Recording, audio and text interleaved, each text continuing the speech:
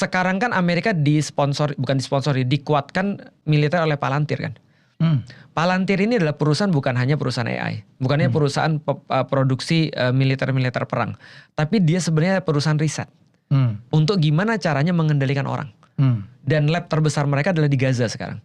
Di Gaza? Di Gaza, oh, ya? lab terbesar dia. Dan salah satu, jadi Gaza itu kan semua manusia jadi kayak tikus percobaan kan sebenarnya kan. Nah jadi kalau misalnya ini New Gaza benar-benar bisa jadi, itu bisa terjadi juga cara untuk mengondisikan orang sebenarnya, untuk kontrol orang supaya orang nggak protes. Kalaupun protes terkontrol. Balik lagi dengan apa ya, skenario-nya elit global dulu. Semua. Melalui COVID, vaksin, segala macam. Dan dulu kita lihat kan, kalau kita ngomong itu kan kelihatannya kayak cocok logi banget kan ya. Iya. Dulu aku baca bukunya George Orwell, 1984. Aku pikir nggak mungkin. Nggak mungkin. Ternyata ketika aku sudah tahu Google, mungkin. Terus ketika aku tahu sekarang, sangat mungkin deh. Ngeri banget sih. Termasuk tamu saya kan 5 kali kan Dharma Pongrekun tuh. Oh gitu. Dulu kan dikata-katain. Iya, dia bahas total kontrol juga. Iya kan dia ngomong tentang itulah. Jadi akan ada manusia dikuasain dengan apapun gitu.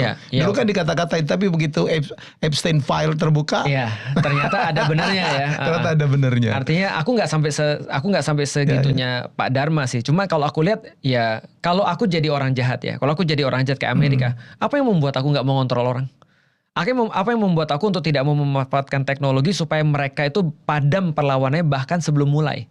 Kan ada teknik-tekniknya tuh. Gimana caranya agar orang padam perlawanannya sebelum dia mulai. Ngendalin pemikiran, ngendalin terus kemudian apa yang mereka konsumsi dan seterusnya. Skenario ada chip di tubuh segala macam kan, itu yang sudah mulai kan? Yang terjadi ya sudah mulai ya. Itu Elon Musk udah mulai proyeknya tentang bagaimana chip bisa ngendaliin neuron.